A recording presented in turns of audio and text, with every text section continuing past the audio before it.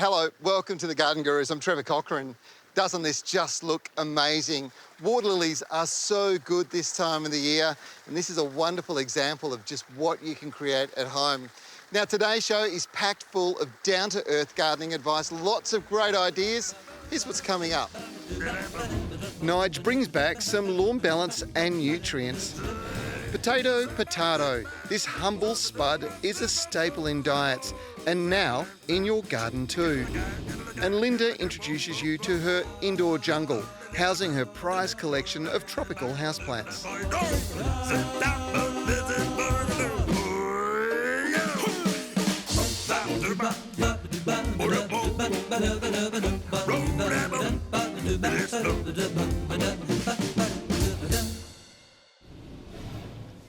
Dahlias are right in vogue at the moment. I would say even more popular than roses.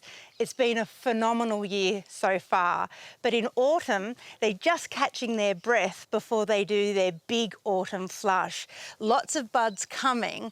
I'm very excited. This was my lockdown project. In cooler regions of Australia, they're just coming into bloom, but in warmer parts, they've been flowering for months now.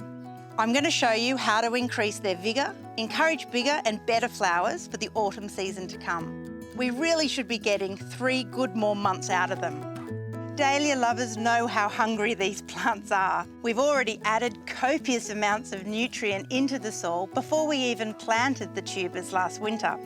But now it's time to give them a good dose of pelleted fertiliser for flowering plants. 1 good handful for each plant. This has been a really challenging year for dahlia growers. We've had so much rain, really strong winds and wild storms. The saving grace for my patch was the fact that I strung this black string up in a kind of crisscross pattern, which really does do a wonderful job of keeping them upright.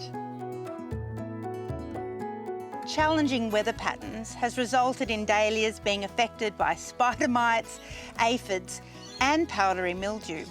The first step is to prevent these insects from causing havoc, because left unchecked, they'll stop flowering altogether.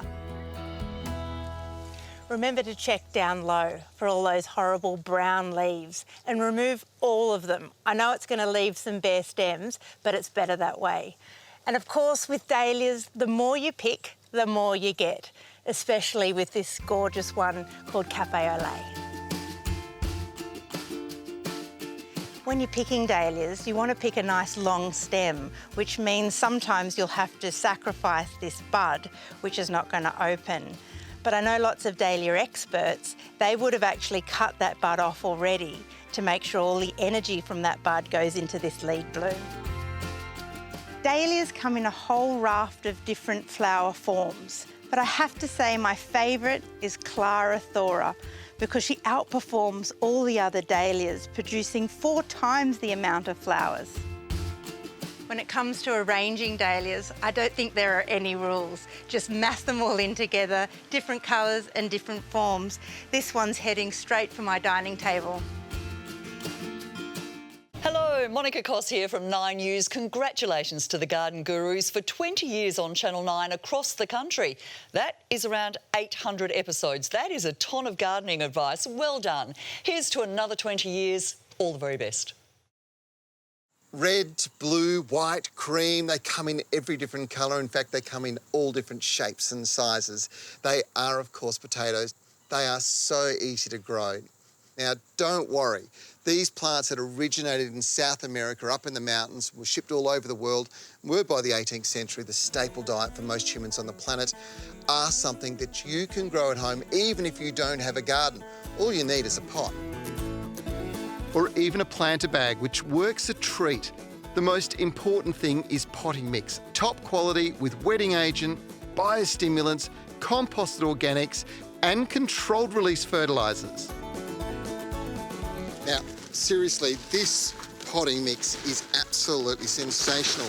And if you want to get results, which we all want to do, you need to invest in the soil. You'd be crazy not to, because the outcomes are so disappointing when you don't get the crop you want. Get good soil and you'll win every time. This bag will deliver 10 to 15 kilos of potatoes. And what I've chosen is a mix of varieties. Kiplers, which are amazing roasted, boiled or baked. Creams make awesome chips, and the Nadines are just beautiful in salads. So how do you do it? Well, you cut them in half and you place your 12 starter tubers in your bag and 5 tubers in your 400ml pot. Water, let them get growing. Once this has started to grow through, and I'll keep topping it up, it'll eventually be just full of soil to the top. The plants will be growing over the top.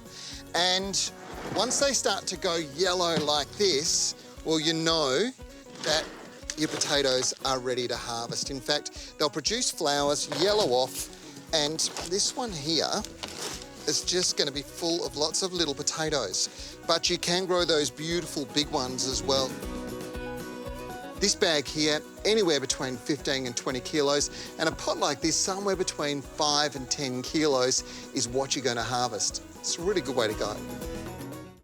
One of the quickest ways to getting a beautiful manicured garden doesn't necessarily have to have a lot to do with your garden bed, but it does with your lawn. And having a tidy, beautiful lawn can change the complete look of your garden. So I'm going to show you what I get up to here at the farm to keeping it looking so good. One of the first things I start off with is the lawn edges. I often use a garden edger to give a crisp, clean look between the lawn and garden bed. And you can use something just like this from Stihl, the FSA 60R brush cutter, which doubles up as a handy garden edger too. When you're working on the garden bed edges, you can work slowly following that curvature of that garden bed. And the nifty thing about this brush cutter is that it has a speed adjustable trigger, so you can work at your own pace. And if you accidentally make a mistake, no biggie, just let the lawn regrow and you can try again later on. Once that's all done, it's time to trim. The FSA 60 brush cutter has the option to switch out the heads depending on what you want to achieve. The auto cut head is what I've just used, but for the rest, I'm going to change it up. The polycut attachment has nylon blades, which is perfect for any grass trimming work, but you can also use it for any slashing work that you might need to get done. The spacer also comes in handy, especially if you have a few trees, and I have a bad habit of always getting a little bit too close, so this is something I really like. If you haven't already noticed, this brush cutter is cordless as it's powered by an AK battery. Fun tip, you can use this battery on other Stihl tools. Now that the edges are all done, it's time to slash the lawn, and I often work from the outside edges towards the middle. But if you have a small area, you can use the brush cutter to trim the whole space. Now that the edges are done and the lawn has been trimmed, everything is looking a lot tidier. And depending on the season, you can choose to give your lawn a feed. I do this twice a year, depending on how it's looking. And with these simple bits of maintenance, you'll have a beautiful, tidy space. Well, my hope for the future generations is they get as much pleasure out of actively gardening as I do. You know, it's that active meditation, being in the moment, not worried about what's gone or what's to come. It's a really wonderful hobby or activity. And I suppose as gardens shrink in size, I really just hope that they nurture those small spaces, fill their indoor areas with indoor plants and really help to purify the air and really just get as much enjoyment out of it as I do.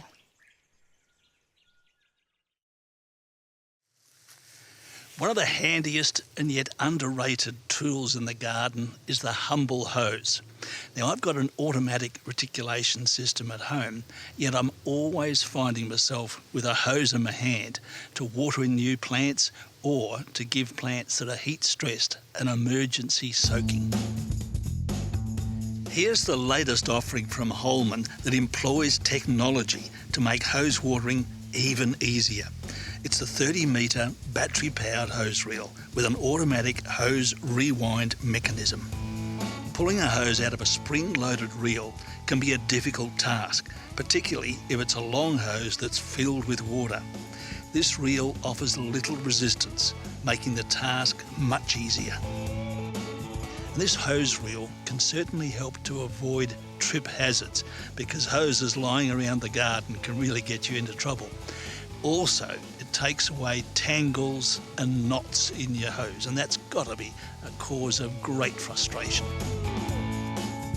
This guide moves back and forward across the opening, effectively layering the hose in the most space-efficient way. This makes for a super compact reel. Hard to believe there's 30 metres of hose in there. Rather than a spring inside the housing, the battery-powered hose reel runs off a lithium-ion battery. You can take the battery out and recharge it indoors when needed. The 3 blue lights tell you it's fully charged. This is how we installed the wall bracket earlier today. A screwdriver makes it easy to remove the bracket from the reel. Use the bracket as your template for marking the position on the wall, ensuring that it's level. The wall plugs provided are designed for cement walls. Mark holes, then drill into the wall with a 10mm drill bit. Then push in the wall plugs. Screw in the bracket with the 4 screws provided. Mount the housing onto the bracket and re-secure with the supplied safety screw. Now, if theft's a bit of an issue in your area, you can always lift this off its mounting and store it away. And here's a hint. When you've finished watering, turn the tap off and release the pressure. That will extend the life of your hose by years. A huge congrats to the Garden Gurus on your 20 years on Channel 9. Wow, I hear that's roughly about 800 episodes. What an achievement. I don't know about you, but I've had plenty of activity on the lawn this summer. Not just the one lawn either. It was the front and back that saw plenty of action. You see, summer activities cause wear and tear and compaction, and your lawn can suffer. Compacted soils make it difficult for air, water and nutrients to enter the soil, which leads to shockingly poor soil and lawn health. Aeration or fixed compacted soils and these spiked sandals will do the job nicely, and they look good and just feel good underfoot. Or you could use a garden fork, just punch some holes in, or one of these mechanical aerating tools. Or for the bigger jobs, you can hire yourself a coring machine that'll make light work of compaction. Lawns love a good feed in autumn, especially after all that summer action, to replace vital nutrients. And Lawn Builder has got all the nutrients and can be used on all lawns. And it uses a patented time-release technology that ensures the nutrients are delivered evenly over a 3-month period. A 4-kilo pack will do a generous 285 square metre area. If your lawn is only half a tennis court, that's enough to fertilise 2 to 3 times a year. Top dressing will help fix worn and uneven spots and provide a cushion in high-traffic areas. It contains slow-release fertiliser, wetting agent to increase water retention, and is boosted with iron for a greener, healthier lawn. And it's a great soil base if you're sowing grass seeds. Spread the mix evenly and then water in. In winter, when your grass might be dormant, you can still have that green sports field look by oversowing with grass seed, which is what they do at the ovals and stadiums to get that lush green, happy feeling. Lawn Thickener has the grass seeds and a starter fertiliser to get things moving along quickly. And a box like this will do 50 square metres of oversow. Welcome to my indoor jungle. This is a very special spot for me, somewhere where I house my prized collection of tropical plants from all over the world. Things like anthurium and philodendron, hoyas and bromeliads all sit here in an early morning sun position. In the wintertime, I like to bring them inside the house for a little bit more protection. But now it's time to give them a little bit of tender loving care. My silver satin has outgrown its mossy pole. I'll replace it with a longer one so I can start to train the silver satin up. It's velvety and I love the delicate spots and speckles on the leaf. Remove the old pole by cutting off the budding tape, laying out the stems, inserting in the new pole and gently wrapping them around, tying them into place with new budding tape. Now it needs feeding. I've chosen a controlled release fertiliser, especially for indoor plants and patio plants. Treforte M is great because it's got these microbes in it that help to repair and rejuvenate the soil. The microbes in here help fight soil-borne diseases naturally. 3 times a year, I spread it out. The nutrients are released by reverse osmotic pressure. Scratch the fertiliser into the topsoil and water it in to get those microbes activated. One of my favourite indoor plants is this one called pasta, or the Philodendron pastasanum. It comes from Ecuador. It was collected in the 70s and it's very popular with indoor plant lovers. This one I usually just pop in the shower once a month and it's steamy and hot. It loves it. All of that dust washes off its leaves. And then I just drain it in the shower recess and then come and pop it back in its decorative pot. Another one of my favourites is the air plant, or Tillandsia, and it actually absorbs the water out of the air. The way I water this one is just a light spray with my atomizer, gently all over. With all of these plants, watering should really be spaced out about 3 to 4 weeks over winter. They don't need as much water at all. And also in the cooler weather, make sure there's lots of air movement around your plants for maximum health. I like to liquid feed my houseplants once a month during the growing season, and that's spring and summer. So this will be the last time I do it. The easiest way is to fill a tub with water and half-strength liquid fertiliser and just pop the plant in there overnight. Now the most important thing is don't overwater your houseplants during winter. They hate to be kept wet. Make sure they drip dry before you put them in their decorative pots and you'll be growing a thriving indoor jungle in no time at all.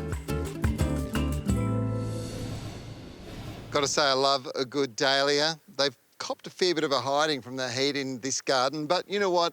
That's what gardening's all about. You have your good days and your bad days. The good news is, even though we're finishing today's show up, well, we've got another one coming next week and it's packed full of down-to-earth gardening advice. If you want to know anything from today's show, if you'd like a fact sheet, simply check out our website.